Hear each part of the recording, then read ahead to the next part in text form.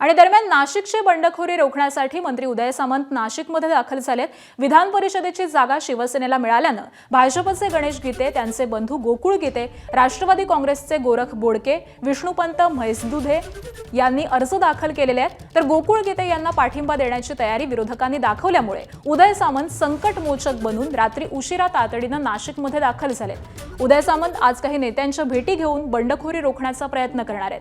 गणेश गीते बंधू भाजपचे संकटमोचक गिरीश महाजन यांचे निकटवर्ती असल्यामुळे उदय सामंत यांच्या दौऱ्याकडे आता सगळ्यांचंच लक्ष लागलंय।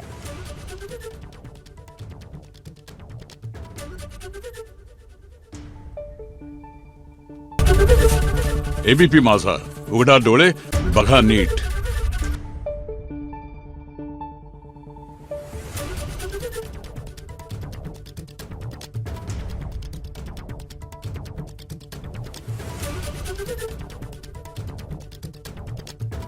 Thank you.